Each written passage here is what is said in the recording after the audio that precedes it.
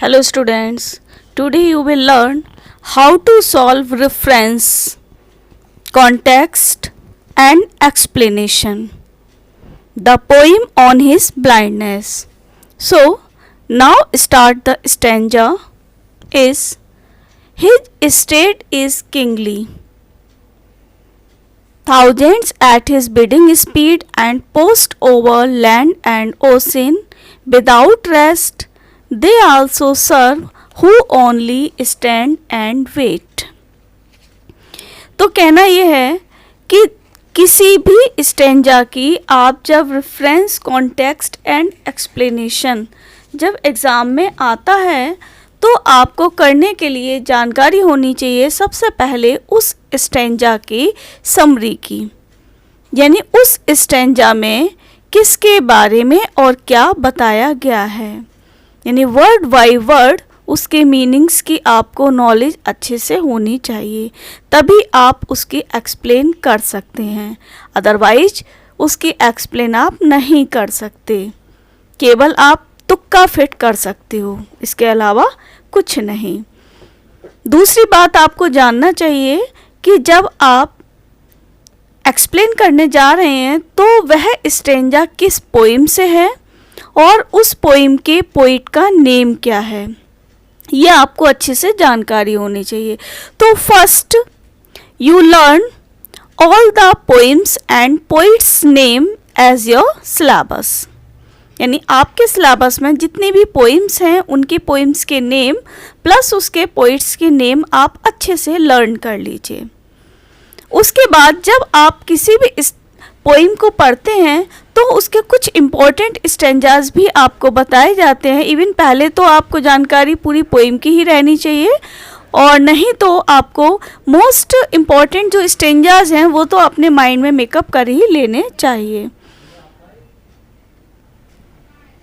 तो जैसे कि यह stanza on his blindness poem का है और इस स्टेंजा में जो बताया गया है पोइट के बारे में, यानी पोइट ने अपनी कुछ लाइनों में कहा था कि पोइट जो था वो अपनी 44 की एज पर ब्लाइंड हो गया था, तो वह भगवान से बुरा भला भी कहता है कि भगवान को अपने दिए हुए उपहारों का बदला नहीं लेना चाहिए, क्योंकि जब उसने भगवान ने उसे आँखों की रोशनी दी ही नहीं है, लेकिन फिर वो अपनी बात पर रिपेंट करता है, पछताता है कि ऐसा नहीं है, क्योंकि भगवान के यहाँ तो बहुत सारे लोग हैं। तब ये लाइनें कहता है वो पोइट कि हिज स्टेट इज़ किंगली, उसका राज्य शाही है। Thousands at his bidding speed, यानी कि उसके यहाँ बहुत सारे लोग यानी हजारों लोग उसकी आज्ञा का पालन स्पीड यानी कि तेज गति से कर देते हैं।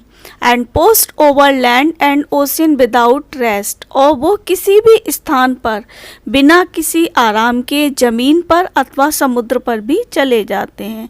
They also serve who only stand and wait, वे ही उसकी सच्ची सेवा करते हैं जो हमेशा खड़े रहते हैं और आगे के ऑर्डर का इंतज़ार करते हैं। ये इसकी मीन्स था स्टेंजा का।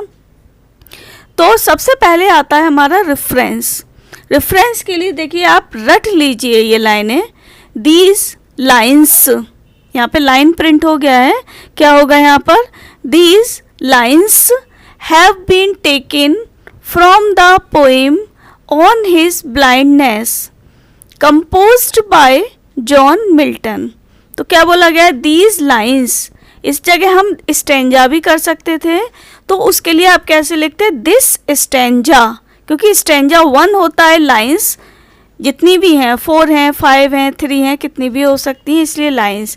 तो क्या करते हैं आप, this stanza has been taken from the poem on his blindness composed by John Milton, यानी कि पोइम के लिए कंपोज किया जाता है, अप्रोच के लिए रिटन किया जाता है। ये हो गया आपका इस तरीके से रेफरेंस हो गया। इसमें आप अबाउट पोइट भी डाल सकते हो, पोइट के बारे में आपको कोई भी नॉलेज है तो उसके बारे में आप लिख सकते हो। इसके बाद में नेक्स्ट आता है हमारा कॉन्टेक्स्ट। कॉन्टेक्स्ट में क्या है, the poet has a firm faith in God, यानी कि पोइट को ईश्वर में दृढ़ विश्वास है. He expresses that belief in these lines, इन लाइनों में उसने अपने विश्वास को व्यक्त किया है. अब क्या व्यक्त करते हैं अपनी फर्म डिटर्मिनेशन को जॉन मिल्टन इन लाइनों में. अब एक्सप्लेन में आपको वो बात क्लियर करनी है. एक्सप्लेनेशन में क्या है, देखिए पहले इसको आप समझ लीजिए, फिर उसके बाद लाइन वाइज समझिए. The poet says that the position of God is like that of a king. Poet कहता है कि पोजीशन ऑफ गॉड यानी भगवान की position is like that of a king, किसके समान है, बिल्कुल राजाओं के समान है. क्योंकि यहाँ पर क्या कहा है फर्स्ट लाइन में, हिज स्टेट इज किंगली, यानी उसका राज्य शाही है, यानी राजाओं जैसा है. तो जैसे राजाओं की पोजीशन होती है तो वैसे ही भगवान की भी पोजीशन है. He is the lord of lords, वह कौन है, वह देवताओं का भी देवता है. And king of the kings, राजाओं का भी राजा है. ही इज ऑल पावरफुल, वह क्या है, पूरी तरीके से पावरफुल है, यानी कि सर्वशक्तिमान है. ये हो गया आपका हिज स्टेट इज किंगली का, इतना आएगा कि वह क्या है, ही इज ऑल पावरफुल, वह सर्वशक्तिमान है. इसके बाद thousands at his beating speed, यानी कि हजारों लोग उसकी आज्ञा का पालन करते हैं. तो क्या आएगा, no one is mightier than him, कोई भी उससे शक्तिशाली नहीं है.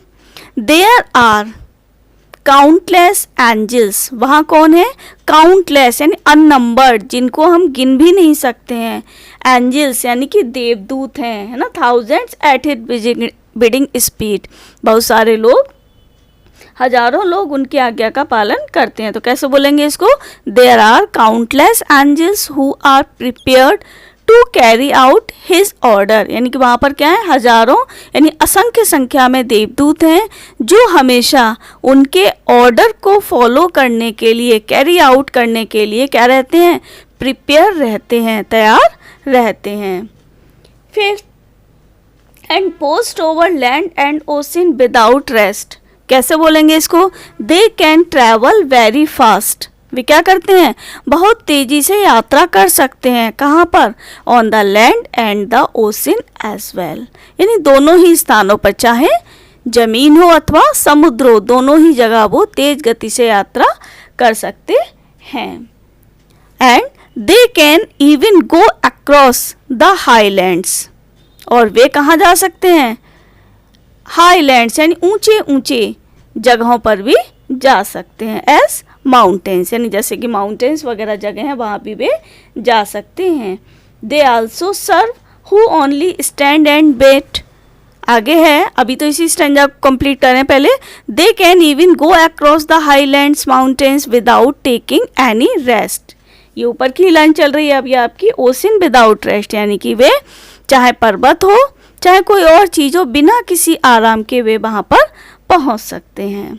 अब लास्ट लाइन है, लास्ट लाइन का क्या है कहेंगे आप, the poet says that the people who are dutifully prepared to surrender themselves, dutifully prepared यानी कर्तव्य को पूरा करते हुए, प्रिपेयर रहते हैं, हमेशा तैयार रहते हैं, टू सरेंडर अपने आप को नतमस्तक करने के लिए, सरेंडर करने के लिए, यानी कि उनके अंडर में करने के लिए, देमसेल्व्स अपने आप को, to the will of God भगवान की इच्छाओं के लिए.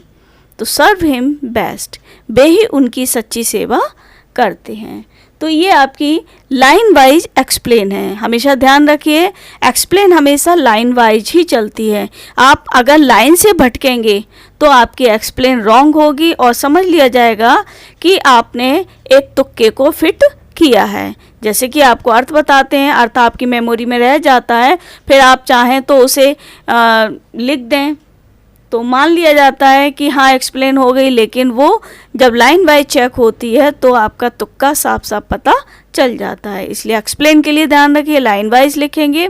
उसके बाद कुछ कमेंट्स भी होते हैं, कमेंट्स आपके अपने होते हैं। अब आपने इन स्टैंजा को पढ़कर एक्सप्लेन करके कितना समझा, क्या समझा, तो इसमें आपकी कुछ फिगर्स ऑफ स्पीच भी आती हैं।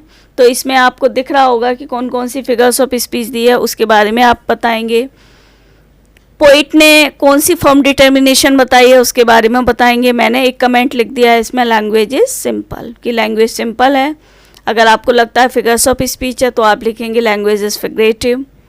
अगर आपको लगता है कि जॉन मिल्टन ने अपनी फर्म डिटर्मिनेशन बताई है तो आप लिखेंगे Milton has firm determination of God. तो इस तरीके से आप इसका कमेंट्स लिख देंगे। इसके अलावा देखिए, पोइम पढ़ाते समय एक लाइन उसमें प्रिंट होने के लिए छूट गई थी। तो लाइन थी, who best bear his mild yoke they serve him best. इसका अर्थ था who best bear his mild yoke, यानी कि जो कठिन परिश्रम करते हैं। माइल्ड यॉक मीन्स होता है कठिन परिश्रम करना। जो कठिन परिश्रम करते हैं वे ही, यानी वे व्यक्ति ही, हिम बेस्ट यानी ईश्वर की सच्ची सेवा करते हैं। तो ये लाइन वहाँ पर आप ऐड कर लेना, जो लाइन छूटी हुई थी पोएम पढ़ाते हुए। तो आगे के वीडियोस के लिए आप वेट करेंगे और चैनल को सब्सक्राइब कर लीजिए, जिससे कि आपके पास न्यू वीडियो नोटिफिकेशन पहुंचती चलें।